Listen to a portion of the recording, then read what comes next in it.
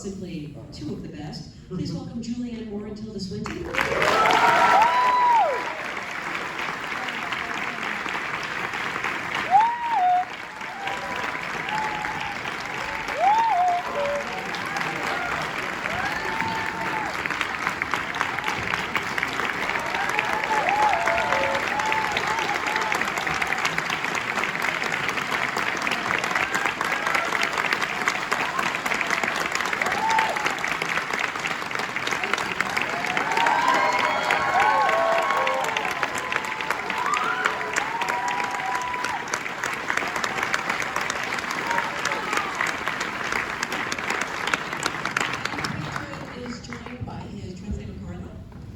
So much for being here.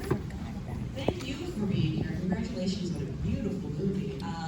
This is actually an audience of your fellow SAG-AFTRA actors. So I'd love to go back to the beginning and ask, how did you get your SAG card? What was the, oh, you're terrified. The first job that brought that to you? I'm trying to remember because I had my AFTRA card first because I was on soap opera. Yeah. So that was the one that was really a big deal for me because it was the first time I had I had equity first and then AFTRA, and then SAG didn't come along probably until I made a movie called Tales from the Dark Side, which is so it wasn't very glamorous. But that's how I got my SAG card. Yeah.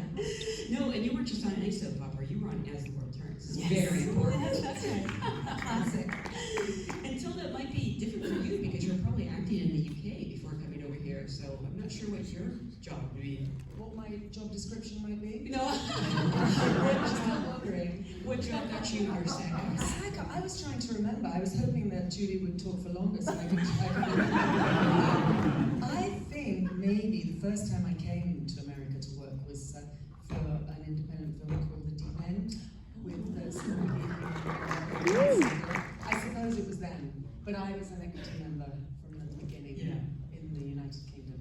Do you remember the first thing you ever did as a professional actor? I do. How could I forget that? I never wanted to be an actor. I kind of fell into it purely to be with friends who all did want to be actors and directors and writers. I'm very susceptible to friendship, and it's my drug of choice. And I was at university, and I was there as a writer. And I immediately stopped writing when I got there, which was a bit of a crisis. But I knew a lot of people who were really serious about writing and performing and directing plays, so they kind of persuaded me to do that with them. And an agent came one day to see a play there, some crazy musical that one of us had written called Comfort and Hygiene. It's a classic. and said, came back afterwards and said, if you ever want to be an actor, I thought, never will I bring you up. But I did. And I rang him up and he said, okay, so you go to Repertory Theatre in Southampton for 6 months and do a different play every 2 weeks. And you get your equity card, and it's fantastic. I loved it. Wow. So you fell in with the wrong crowd and they got you in the theater. Your parents warned us about those people. It's such a good renovate to enjoy the service. Well, again, congratulations on a beautiful film. And Pedro, I believe this is a first for you. It's your first English language movie. Can you sort of talk about it?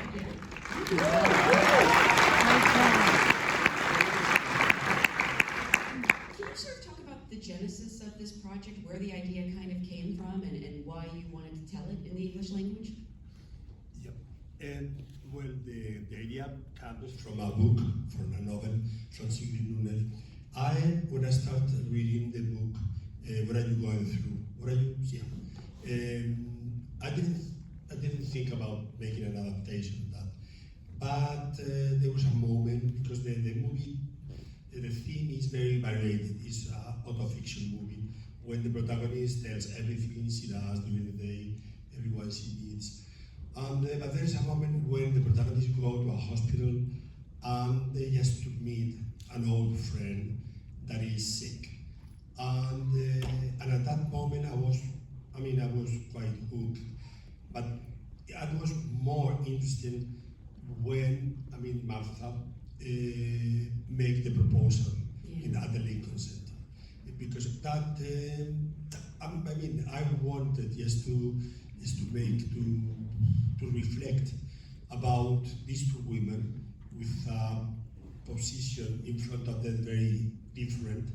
One is a customer, probably just to show the face of death very clearly because it's a war reporter, and the other one is very immature about this topic. And what I wanted to reflect about this situation, these two, and also with these two women that I feel more comfortable, in the female universe. But it was, the origin of all that is when, the chapter where Sigrid Nunet talks about the proposal of Martha.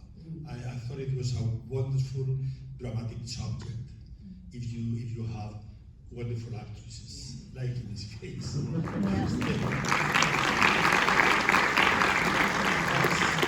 It's a movie about two actresses. Yeah. The movie doesn't exist if you don't have them. And actually I thought to do it in a different way. But when I started watching them in the hospital, then it was very difficult for me to be far from them. So it's a movie with a lot of close-ups because everything happens here and there. So thank you.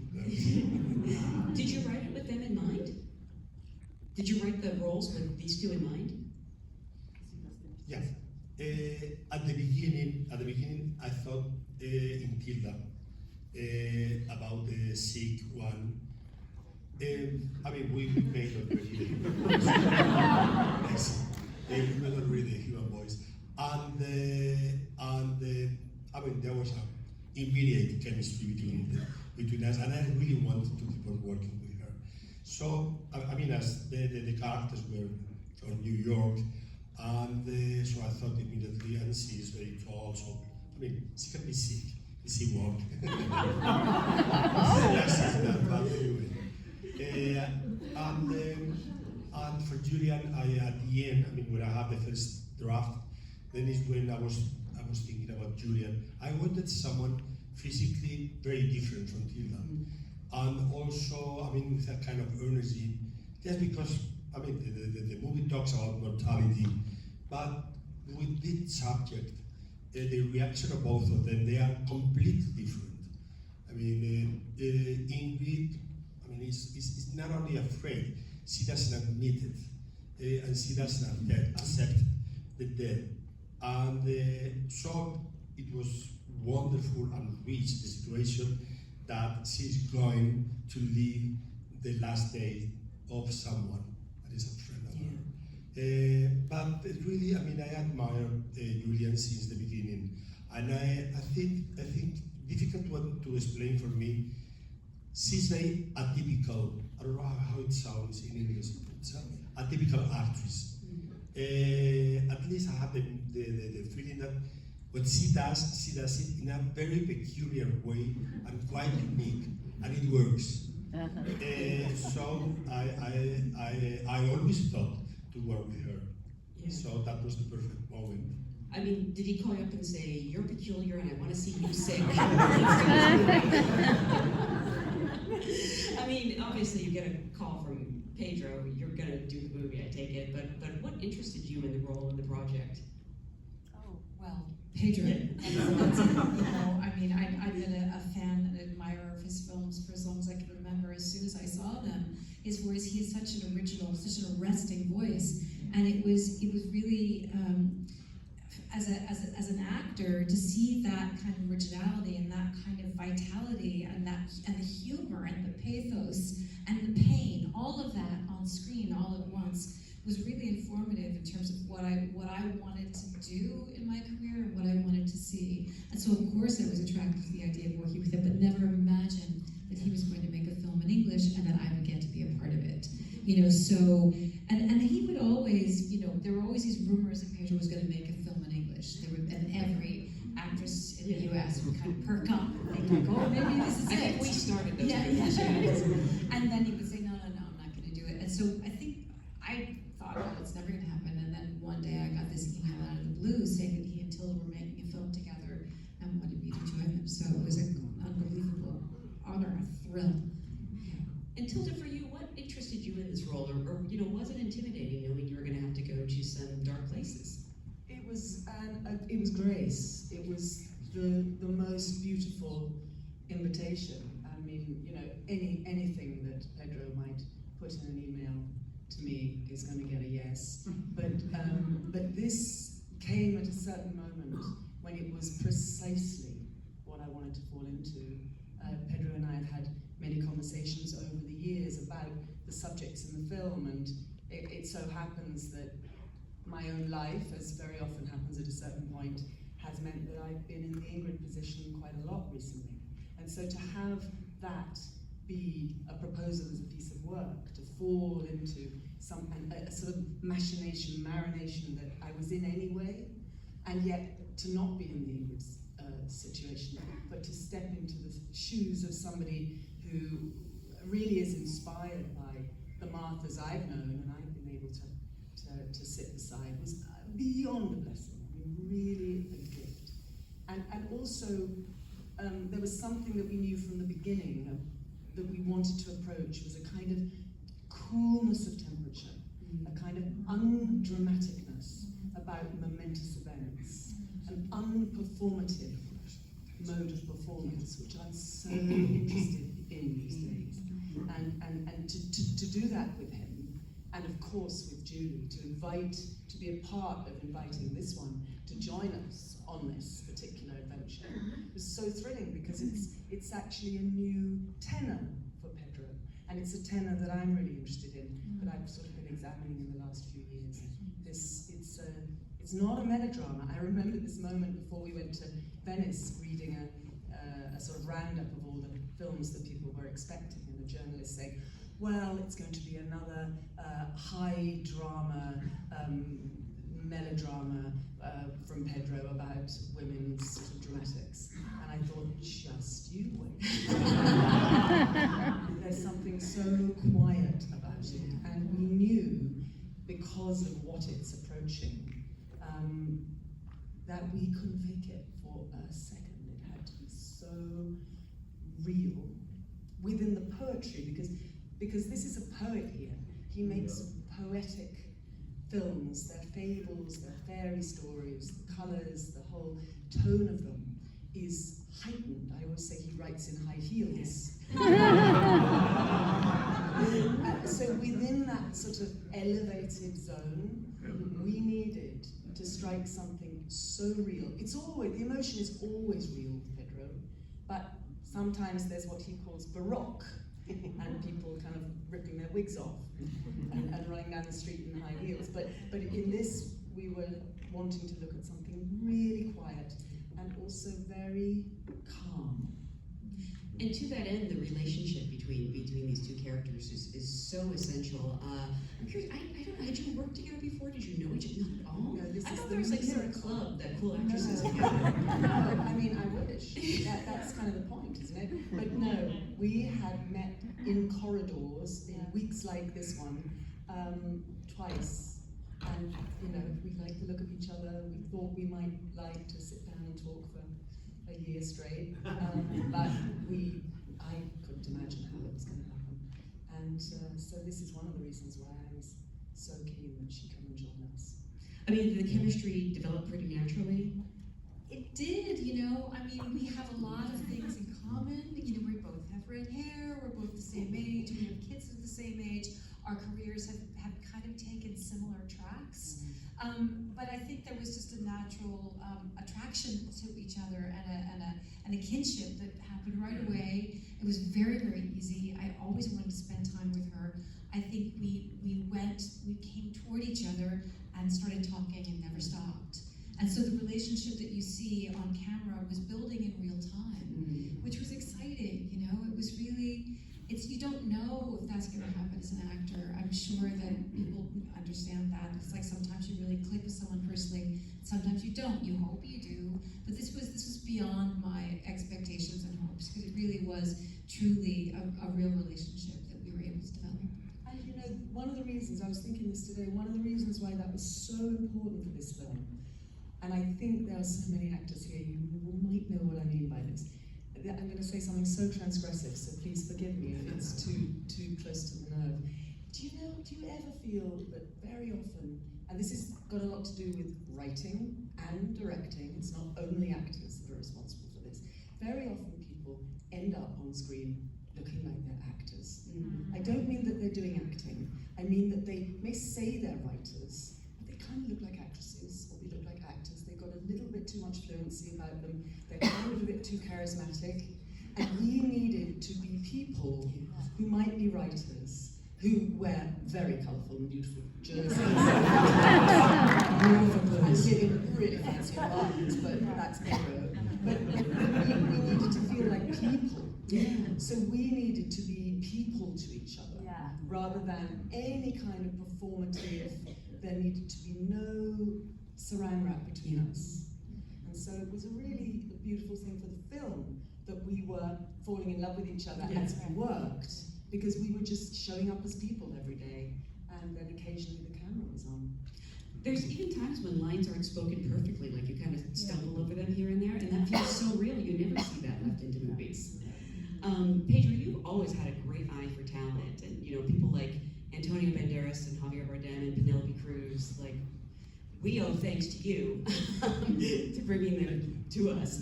What do you attribute that eye to? Why are you so good with actors? I don't know. This is a difficult question to explain. I mean, by instinct, I prefer to write about women than about men. Well, actually, I made quite a lot of movies. It's much more fun, and more varied, more leisure. I mean, you, for example, not only this movie that is basically about two women. I love that the two women are more than 60s. I mean, I think the writers are losing a treasure, not talking about women more than 50s. Because, I mean, they are having so they are always talking about women after 50s. But for example, I mean, when I wrote Women on the Verge of Harem's Breakdown, some journalists told me, do you think that it would be possible to talk about men on the verge of a breakdown? And I say, I mean, of course. I mean, men, we suffer a lot if someone abandons us. Absolutely. But the reaction is completely different. And it's much more cinematic, the reaction of our women. I mean, we go to a bar, I mean, we drink a lot, we are very happy with the friends, but the women go out to the street, try to look who is the whore that is taking his husband or lover with her. It's much more active. And also women, at least, I mean, the idea that I have, you have less sense of being ridiculous, or you don't mind. I mean, so that is much more cinematic, and for a comedy is, of course, much better comedy than. So I don't know. Perhaps, I mean, I was born in the early 50s, and it was a period in Spain, wonderful period for the American movies, but awful period for Spain under the dictatorship. And I remember that my mother always let me, I mean, I was always with her, like in Pain and Glory, I mean, washing in the river, or if she has to do something, she left me with the neighbors. And the neighbors were all women, because I mean, the men were working in the earth. And so I was raised really with women. And in that big patios in La Mancha, I mean, life was there. Everything happened there. I mean, sometimes they sing, sometimes they make artisanat, sometimes they talk always. I mean, sometimes they do another jobs, but they talk about everything. And everything, I mean, for the ears of someone that is a kid of 4 or 5 years old, about suicide, about fathers that make incest with girls. I mean, with daughters. Of course, about the last pregnant, and also about things about sexuality of them with the husbands. So it was really, I mean, a fest for someone that is going in the future to write. It was really, I mean, the festivity of life. So I think that was, and also, you know, it was a tough period for Spain. So, I mean, that women, I mean, the generation of my mother, they really were, o sea, ellas fueron las que realmente salvaron al país de una época muy negra, con mucho hambre y con muchas dificultades después de la guerra. Who saved the country of all the difficulties that they had seen during the dictatorship, of all the hunger and all the struggle. They were really the ones who got the country through. Yeah. Porque además de gobernar las casas, trabajaban en el campo, hacían todo. O sea, en una región tan machista como La Mancha, la mujer realmente era la que se ocupaba de todo lo que estaba vivo. El hombre era un símbolo. Es un símbolo. And it's not, and I'm not talking just about, you know, inside the household. They really were, they governed over everything. Inside, they were in the fields as well. And the men were really more like symbols. They were really the ones that were running everything. The men, and I finish with that, the men, I mean the fathers, they represent authority, so I didn't pay attention to that. And I was involved in just the little gossiping things that they are real life with women. Such a beautiful title for the cinema of Pedro, The Festivity of Life. I was just mentally thinking You call it The Festivity of Life. This Yeah, is it was for me. I don't know. a new women's cinema. For the actors, it sounds like you were so excited to work together, but at the same time, these roles are requiring you to go to some places that can be challenging. Are you the kind of actors that take your work home with you, or how are you able to sort of let go of this at the end of the day? Or maybe you weren't. I don't really take things home. I mean, if anything, for me, the rhythm is the other way around.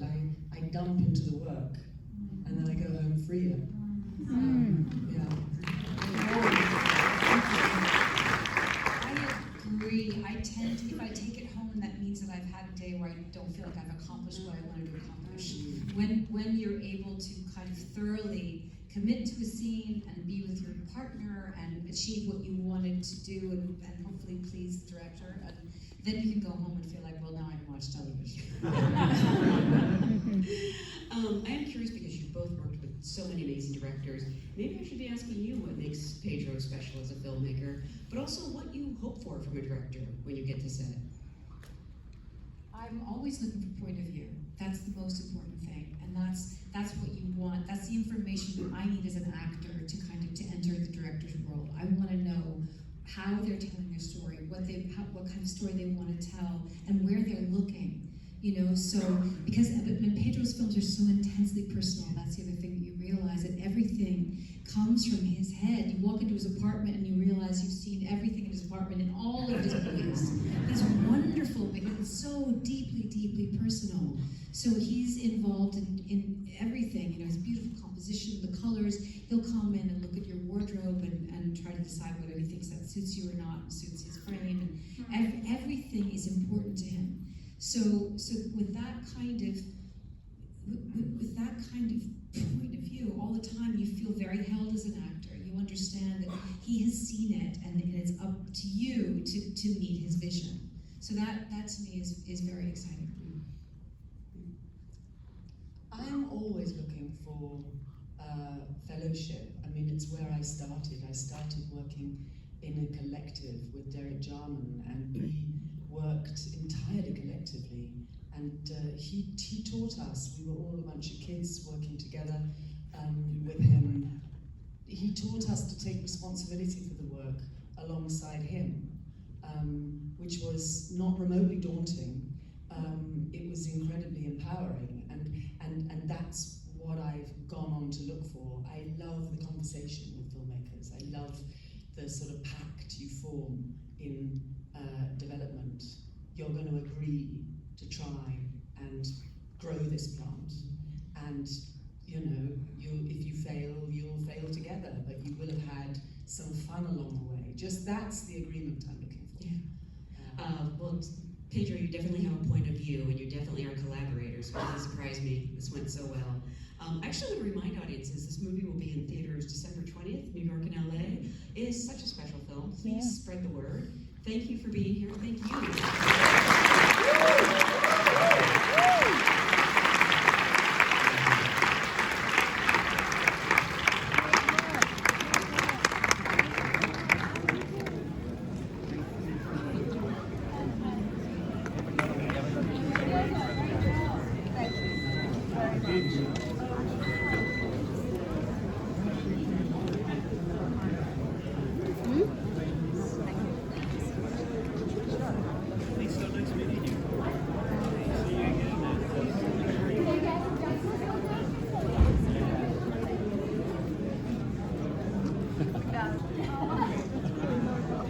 Such a crazy thing.